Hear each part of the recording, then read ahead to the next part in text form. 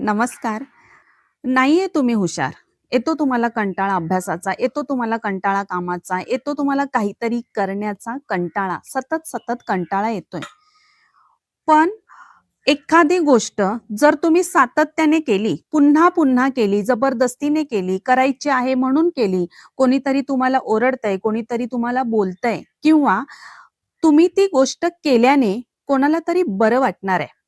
या विचारामुळे सुद्धा केली, तरी सुद्धा या सातत्यामुळे खूप मोठा फरक पडणार आहे, खूप मोठा फरक.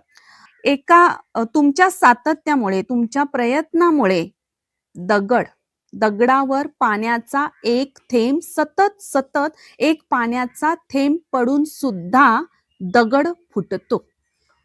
दगड फुटलेला आहे. मग आपण जर एखाद्या कामासाठी, अभ्यासासाठी प्रयत्न केले, तर ते सक्सेसफुल होणार नाहीत का? ते सुद्धा सक्सेसफुल होणार. फक्त तुम्ही त्यासाठी सातत्याने, जाणीवपूर्वक प्रयत्न केले पाहिजेत.